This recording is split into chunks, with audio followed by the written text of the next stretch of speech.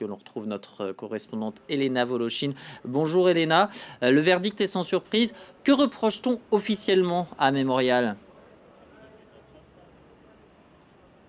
Oui, effectivement, c'est un verdict sans surprise et quand on a assisté à ce procès, on avait vraiment l'impression de voir David contre Goliath, malgré des arguments complètement décousus de la part de l'accusation et des arguments très fermes, solides et bien préparés de la part de la défense. Et bien, cette liquidation, elle a été prononcée. Alors, ce que reproche formellement l'État russe à Memorial, c'est de ne pas avoir sur toutes ses publications estampillé ce statut d'agent de l'étranger, ce statut infamant dirigé contre les organisations civiles russes qui reçoivent des financements étrangers faute de pouvoir être financés par l'État russe. Et donc l'État russe reproche à Memorial d'avoir omis depuis 2014 la déclaration de ce statut, de l'indiquer sur toutes ses publications. Memorial répondant que si il y a peut-être eu quelques omissions malgré une procédure très strictement respectée par l'ONG, mais ces quelques omissions, à chaque fois que les reproches ont été formulés, elles ont été réparé.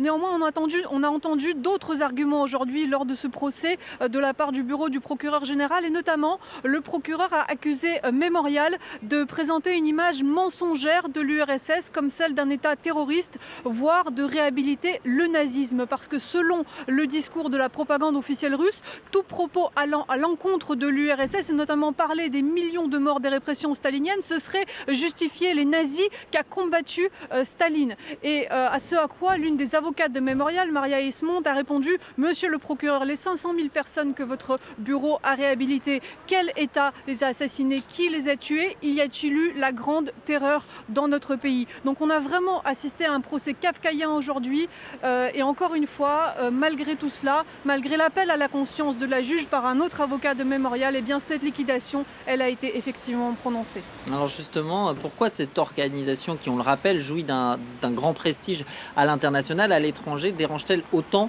le Kremlin ?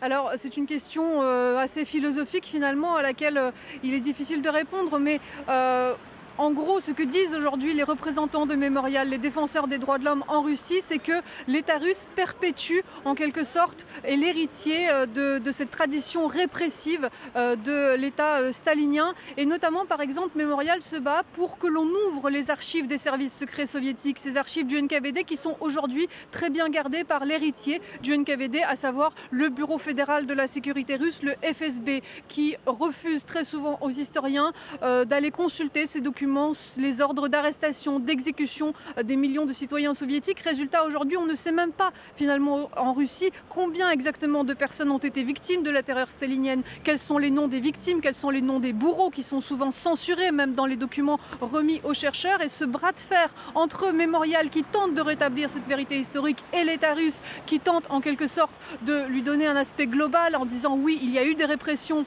mais qui ne fait pas véritablement ce travail pour mettre un nom sur chacune des victimes et chacun des bourreaux, eh bien ce bras de fer aujourd'hui il est perdu par Memorial et Memorial dit que c'est parce que finalement l'État russe est tout simplement l'héritier de ce système soviétique. Elena Voloshin, la correspondante de France 24 en Russie, depuis donc la Cour suprême à Moscou, la Cour suprême qui a interdit l'ONG Memorial.